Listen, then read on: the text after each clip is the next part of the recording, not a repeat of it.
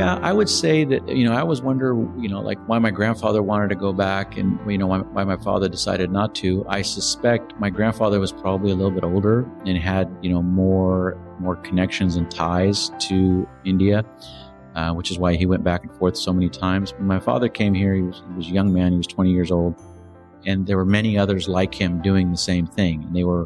And so they kind of built their community, if you will, in the areas where they were at, and there was enough of them to where they felt comfortable with one another. It was a very agricultural area where they were at. It was very similar to where they came from, and they just decided, hey, this is a great place to be, and we can make a living here, and then we can support a family here. And then just what's interesting, my father built a very big business, several thousand acres of farmland, farm ground throughout California. But if you ask him, there was no strategic plan. There was no spreadsheet. There was nothing complicated. He said, if you ask him how he did it, he said, we worked hard. We saved money. We had a little bit of money. We bought something. And then when we bought an orchard and it made a little bit of money, we bought another orchard. And it was just very organic growth. They didn't lay awake at night thinking, okay, well, I'm going to go and, take over the world. Yeah. They just wanted to work hard.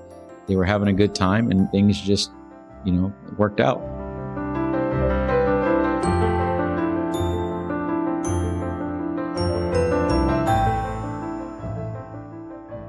So this is exciting, Gary, that I'm here in your office, and I see a beautiful mural here with your logo, Empire Nut Company.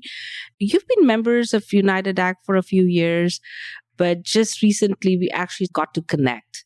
And when we connected over dinner, I said, I have to come down here and meet with you in person, because there was so many things that you and the conversation, we were aligned in the way of thinking. And it was really interesting. So I wanted to tease out some of the things that we talked during dinner and see where the conversation takes us. Good. Yeah? Well, I hope I don't let you down. So, good. So to introduce you, do you want to introduce yourself, or you want to introduce you? So, I guess where we're at. So I'm Gary Thiara. I'm the general manager and partner in Empire Nut Company, which is a walnut processing facility. So we process and pack walnuts, both in shell and kernels, and we ship them worldwide. When I say we ship them worldwide, we ship into the Middle East, we ship to Europe, to India, and parts of Asia. So, yeah, anywhere they eat walnuts, won't necessarily find our products on shelf, because we don't take them all to retail level, but we do supply to all those markets. So any walnut that somebody's eating could be from here, right? It very well could be, yes. Yeah. What about the U.S. market? Is that as big as the other markets? The U.S. market is a big market, and we also do sell domestically. As a company, our footprint on a percentage basis is not that big domestically. We do kind of have an initiative in-house to try to grow our domestic footprint, but we just started out initially doing more internationally. A lot of my work previously, took me to international markets, and so I knew customers and knew people internationally, and so it was a natural fit in that regard. And the walnut industry, the U.S. walnut market is probably about, it'll change from time to time, but I would say almost close to 70% is international shipments, and maybe 40 to 30% is domestic. So how does for somebody new to the California landscape of where what's grown, how does that fit in, where walnuts grow? And why, I think? Walnuts I would say, a mild climate, and you need a fair amount of water to grow good quality walnuts. So walnuts are grown throughout the state, but I would say predominantly in the northern part of the state, north of Sacramento, the Delta region, Stockton, Linden, those areas grow walnuts, good quality walnuts. And then north of Sacramento, here in Colusa, Yuba City, Red Bluff, north part of the state, has the larger growing region, if you will. The San Joaquin Valley, just by virtue of the landmass and how big it is also a big producer of walnuts. But as you drive around the valleys, you're going to drive around north of Sacramento, and you're not going to drive more than 10 minutes, and you're going to run into a walnut orchard. Whereas you can be south of Fresno, and you can drive for an hour and not see a walnut orchard. And so we like to think of it as more of a Northern California crop. this whole perception of water and what gets used and a negative kind of perception. What are your thoughts around that? So I guess this is my pitch with respect to water. First of all, agriculture does seem to get a bad rap for, the consumption of water. But the truth is California, the last time we had any major water projects in California, we only had 18 million people living in the state of California. Now we have 40 million people. So the competition for what water we have is increased both urban areas and rural areas. California agriculture in general, I would say, is a very good steward of their water. Like, we don't waste water. We understand how precious it is. We use exactly what we need, not more than what we need. There's a lot of farmers are very creative in terms of going to drip micro irrigation so you can get more with less. Even prior to that, if you went and looked at row crops or if you looked at orchards that used to be flood irrigated, they make heavy investments in what we would call return systems to make sure that once the tailwater gets to the end, we bring it back and reuse it again. So, farmers are very, very aware of what a precious commodity water is and do their very best to not waste it. But California is the breadbasket for the world, and we grow a lot of commodities, and agriculture needs the water just as much as the urban areas. When you talk about that, from a sustainability of kind of the soil and the usage of water, when you think of big trees, right, you're planting something. So you're not planting something today that in 6 months from today will give you what you need from it and you're done, right? You're building something kind of for generations and generations. Is that true with walnuts too? Because when you think of other big trees, and that's what you're thinking, but if you are not stewards of the land and water resources, then you're not creating a sustainable business, right? Wouldn't you think? No, that's true. And you develop it. If you see a bare piece of ground and you decide you're going to put an orchard on it or a walnut orchard and you're going to develop it, it's going to, you're going to plant the tree, you're going to raise it, grow it, put inputs, fertilizers, water, other nutrients, and it's going to be, 5 years before you take a crop, and it's probably going to be 7 or 8 years before you take an economically viable crop. So it's a long-term investment. And then that orchard hopefully is going to be there for the next, 25, 30, 35 years, depending on, what type of orchard you planted, what type of soils. So yes, it's a very long-term investment. Right. I think sometimes people fail and do because you're thinking manufacturing, like you think in terms of bringing a product to the market. This bringing a product to market, especially like the COVID time, I really studied it. It's like really hard decisions are made today for 5 years down the road, right? So it's a long game. It's a long game, and you're working off of projections that you look at the last farmers. A lot of times, the trend line is good here. It seems like people want this stuff. I think all of agriculture, you're growing a healthy, wholesome product.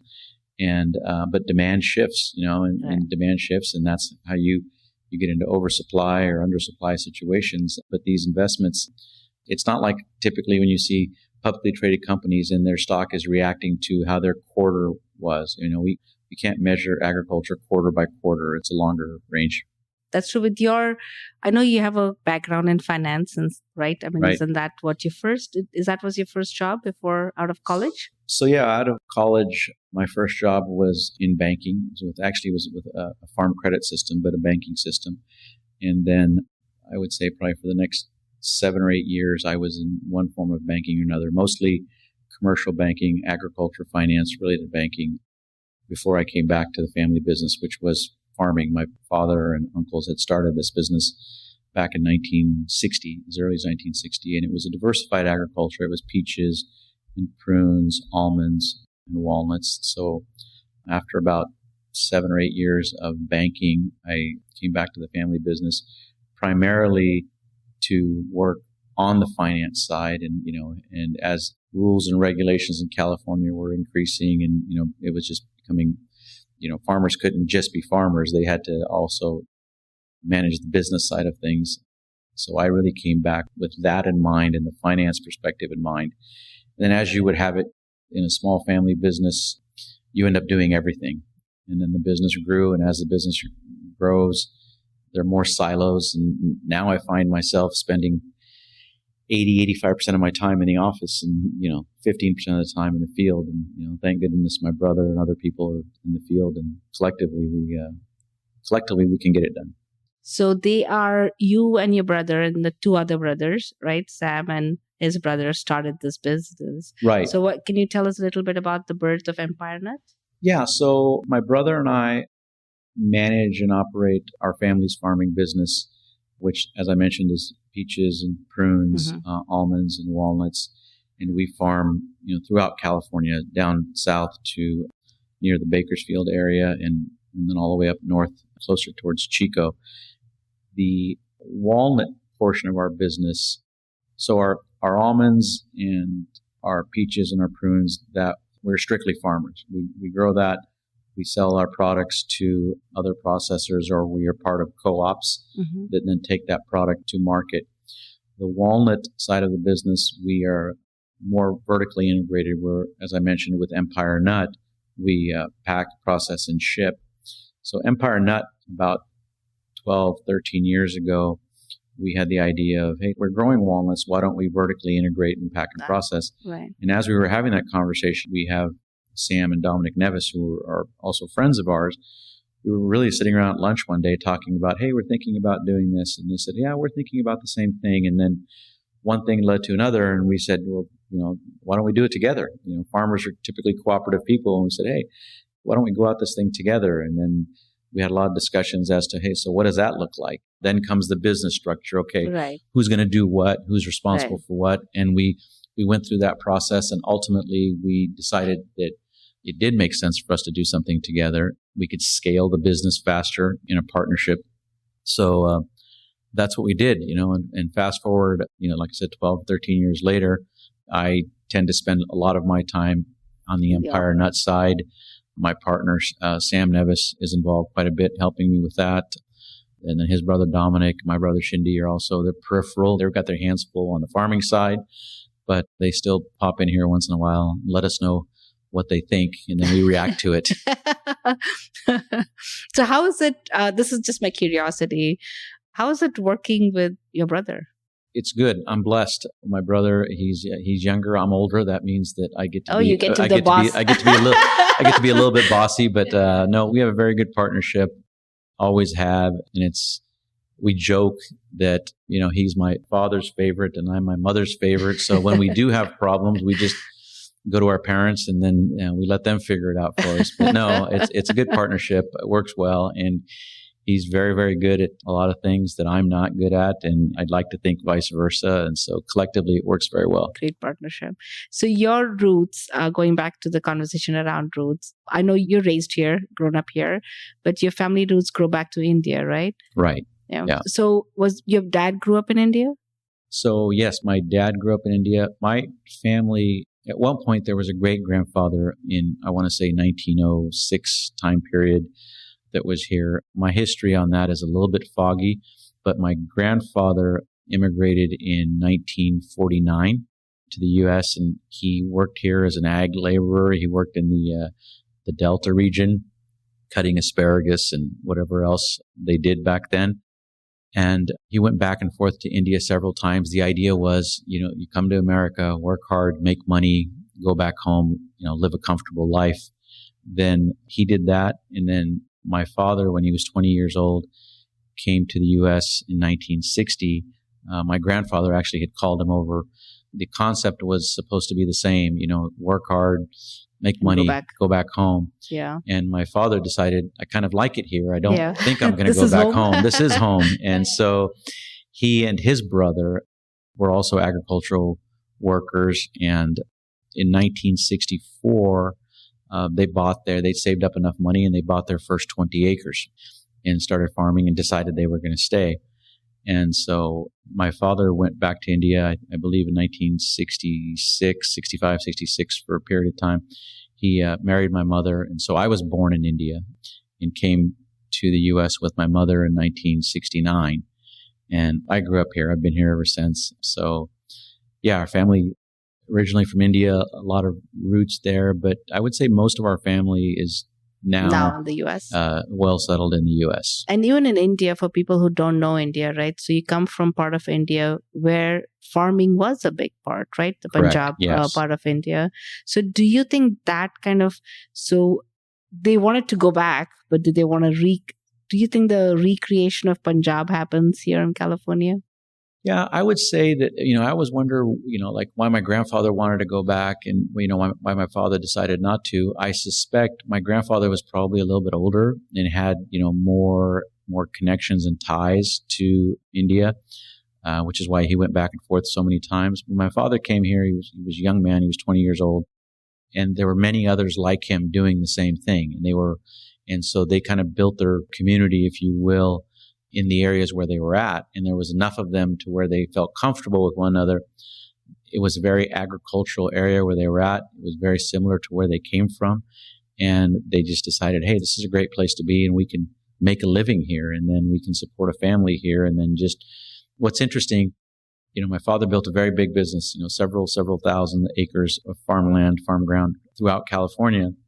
But if you ask him, there was no strategic plan. There was no spreadsheet. There was nothing complicated. He said, if you ask him how he did it, he said, we worked hard. We saved money.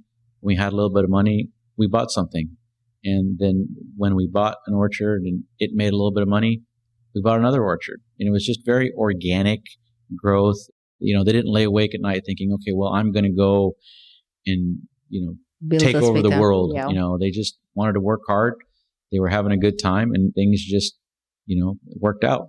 And didn't you tell me the last time when we were talking, you said even to help as a community, somebody said, I need this much money for something. And then they just pooled and that's how they grew each other. Too. Yeah, that's how they grew. I mean, I could, without naming names, there's so many farming families from Fresno to Yuba City that it's a very common theme. They all know each other. And I've heard stories from my father. Yeah, when, so-and-so was buying their first 20 acres, we helped them. We, meaning he and his other friends, helped them. And then when we bought our 20 acres, those same people, everybody helped each other to kind of get started. And it was always very much a community feel, which is really kind of a neat story. It wasn't this huge competitive, my God, I've got to keep all my information to myself so I can, have some inside angle.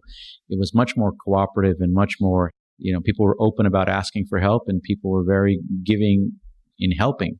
And so as a community, everybody did well. And it was that's awesome, right? That's a way to build communities. Sometimes today, maybe we get caught up in keeping to us because we don't want the others to grow. Yeah. I will tell you, you're absolutely right. There's always a competitive, there's proprietary information, right? Or stuff that you need to keep to yourself. But I would say agriculture is very unique in that as far as other industries that I've been, had the pleasure to observe, agriculture is very open. Farmers will talk to one another. They will share ideas.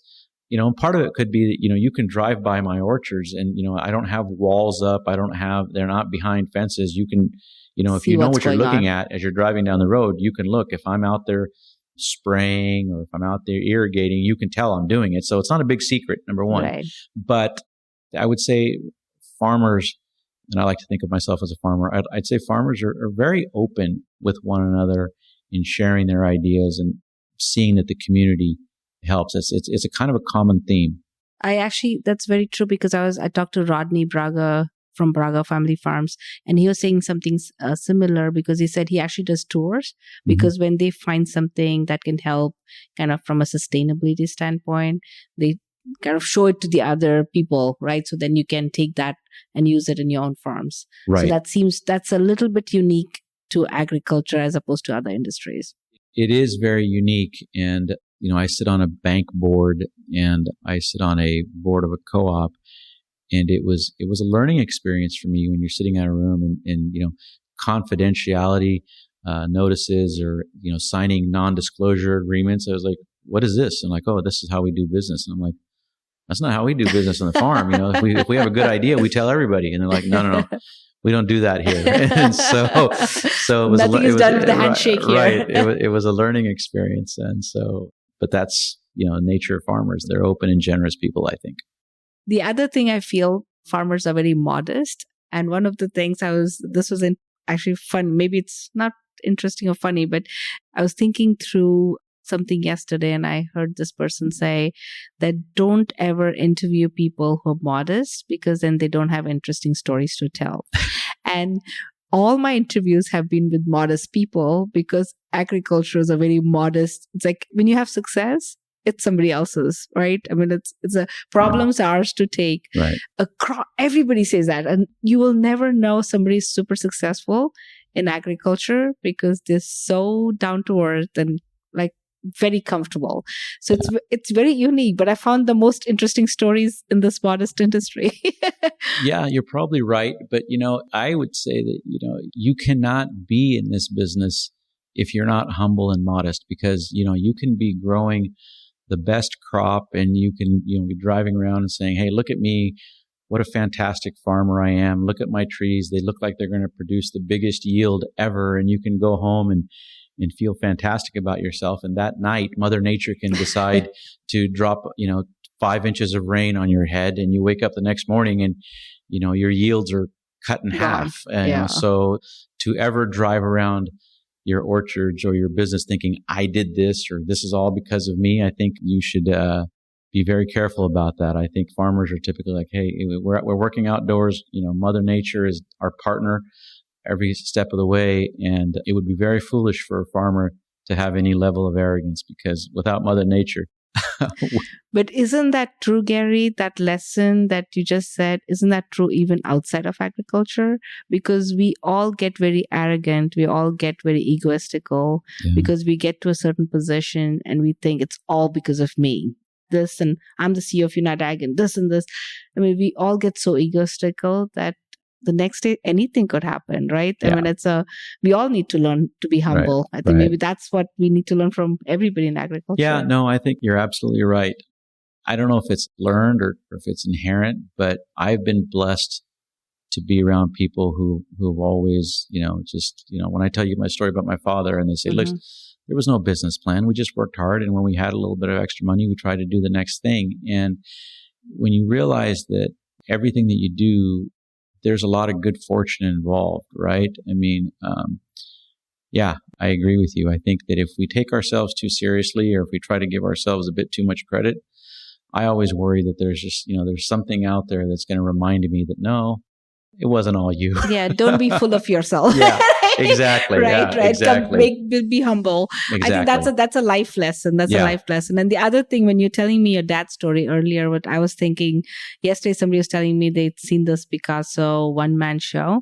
And in that, Picasso says, why would I create something if I know what the end is, what the results are going to be, or I know the answer.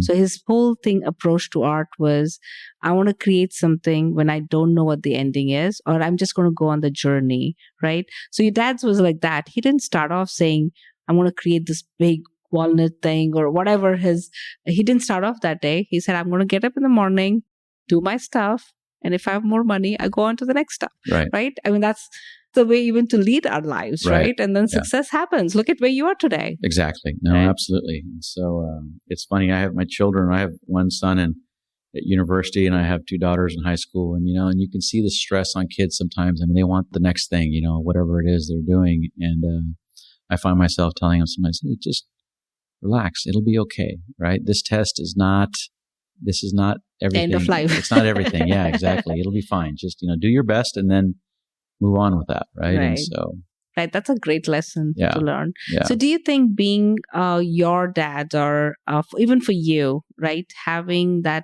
connection to India, did that have any impact in your life? Yeah, I think it's funny. You think about that from time to time and, the impacts that you have on your life, I would say they change all the time, right? And so having that history, what I have always been more maybe open to the idea of or think about is like, we have, to say this properly, I guess, the fact that we do so much international business and we travel and we see people all over the world.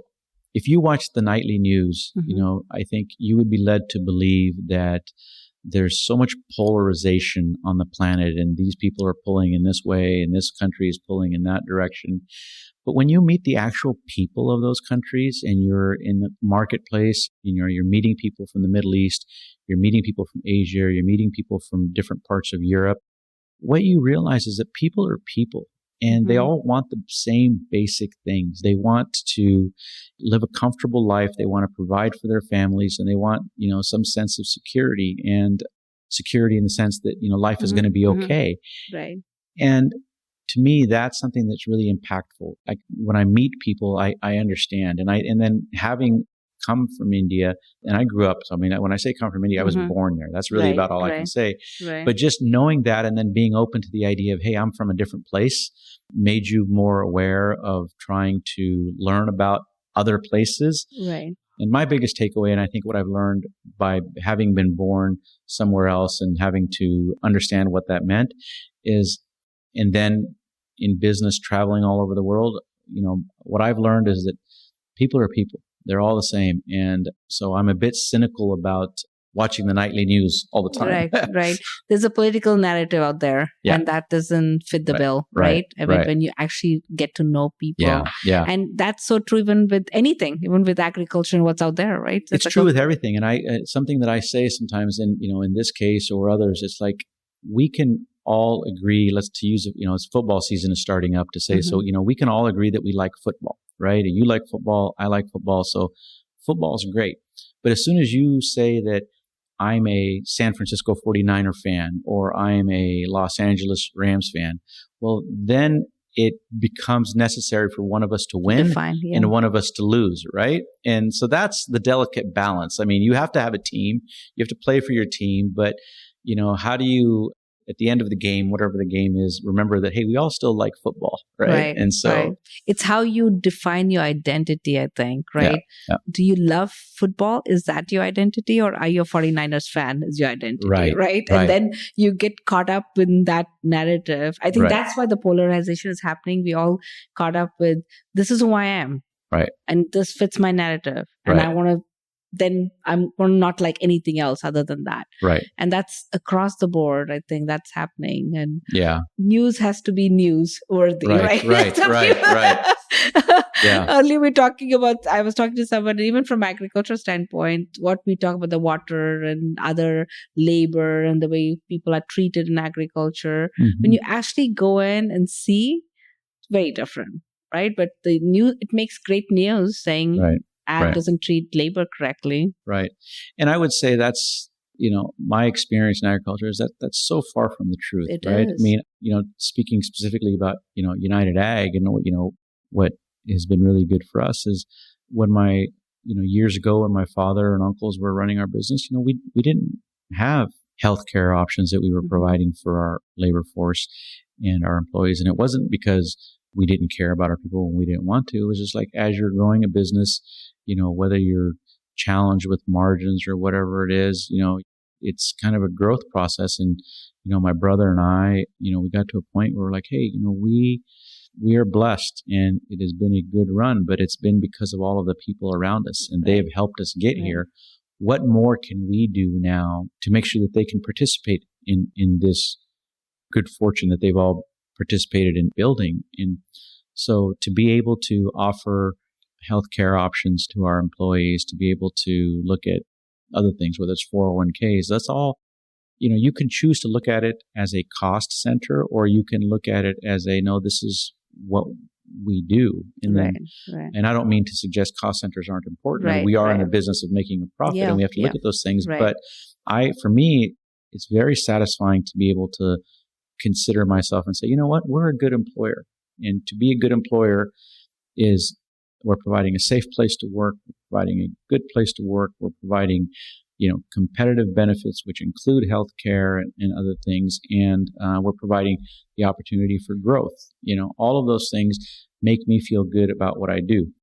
As a person, as an employer, they cause me many agonizing nights when I'm putting together a budget to see, how am I going to deliver on the bottom line? But that's that delicate balance that leaders, or we as leaders, we have to figure that out. Right. And it is, and the sense of, I have a strong sense of being fair to people when you're working hard, right? You compensate them at a fair, whatever is that definition of fair. And sometimes it's not about who's watching or who's that person knows or this person knows, but that keeps you up at night, and are you being fair to people, and are you treating them correctly? But you're right. But then you struggle with the financial implications of your decision every day, right? My every day is making a decision saying, okay, this is the most human thing to do, but this is not from a compliance standpoint and all the other things that we have to consider. And there's always a conflict. So you're looking for a middle ground of how do you make it work? And that's what I go through every day. That's what I go through every day. Yeah, that's a hard. It is hard. And, it doesn't get easier. It gets harder and harder every year. But I think I was telling you before the interview started is like, we're only as good as our people, right? And so I have to make the assumption that I have good people doing what they're doing. And then my job becomes really focused on, as an organization, am I doing right by my people? And that consumes a big chunk of my time. Yeah, that is. That's awesome. So one of the exercises I do with the Women Ag leaders, the group that I run, is to find your leaders in your life. And people usually first they start off with like the names that you see outside, but then it ends up being mom and dad or brother or whatever. It looks like yours is your dad. Yeah, I would say yes. I mean, my non-business side, somebody I really look back to, because my grandfather was not a businessman. He was an ag laborer, for lack of a better word, hardworking, very well-read, loved to read and recite poetry. And so a lot of things I learned that don't have anything to do with maybe running a business directly, but they make you a better leader, I would say came from my grandfather in the form of stories and, things that I remember. But my father is definitely my role model, and he inspires me. He's probably the only person that I'm afraid to disappoint. So yeah, he's definitely been a big, big part of my life. And then I've been really fortunate and blessed to make some good friends along the way as I got older. I call them friends, but they were people that I met in my roles in business. They were just good people, and they were smart people. And whether they realize it or not, they took the time and energy to teach me. And not, it wasn't on their calendar. Okay, today Gary's coming in and we're going to teach him. It just happened organically. So I've had a couple, maybe, 2 or 3 people that I would characterize as very, very important and influential in my life that make me, I think, a better business person. But yeah, my dad's my hero. Nice. That's a very nice story. That's cool. But your grandfather was that, so he was back and forth from India and coming here, right? So was those stories, he talked to you in Punjabi or was Yes. that? Yeah. My grandfather could speak English very well, actually, a strong accent, but he could speak good English. But I would say most of my Punjabi that I either learned from my grandfather or other people who worked for my father who happened to be from Punjab. So he did go back and forth, but when he stayed for, chunk of time. A chunk of time. Mm-hmm. And ultimately, when he passed, he was living in the U.S. So at one point, he had transitioned and was in the U.S., but at a much, that was when he was just my grandfather. And he wasn't working. He wasn't doing anything. Yeah. Are those your favorite memories? Yeah, I do. Yeah. And I say my grandfather, but, it was always my grandfather and my grandmother. They were kind of a pair, but it was just, for whatever reason, my grandmother was like any grandmother. She was just happy to see you. She was just happy to see you. My grandfather still felt like he had something to teach you. So, it was different. But, through the stories, he taught you a lot of things. That's right. Listening to you and kind of the fact that you have your roots in India and what you and your parents and your grandparents have created in here, it really inspires me to be from the same ethnicity and see what success looks like. And I'm feeling super proud right now, just listening to you, because it just that sense of pride comes in. And my roots are in the US, and I'm a Californian and the American, but the ethnicity wise, the connection and the little bit of India always stays with you. Yeah. And it just makes me super proud to be sitting here. Thank you. I appreciate that. No, my brother makes fun of me and says, well, you can't be president. I can, because he was born here. Oh, so that true. was always, which, that's my one disappointment, I guess. Oh, you can't be president one day. That's too bad. I thought you were going to, we need people like you to run. yeah. There's probably a lot of other reasons why I can't be president, but the fact that I wasn't born here is the biggest one. That's funny. Anything else you think?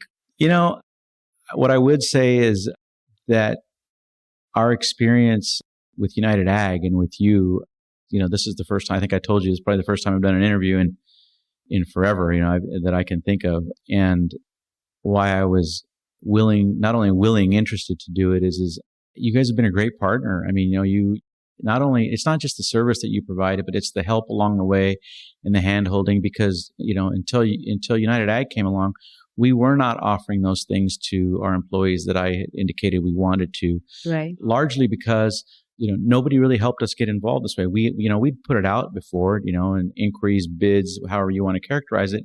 And we got back worksheets and numbers, and we looked at the numbers and we looked at the worksheets, and for whatever reason, it was overwhelming. And so we didn't do it. And then along came UnitedAg, and here we are. So, that's a combination of maybe us being ready to take the step, but it's also a result of the service and the hand-holding that you all provided that we greatly appreciate.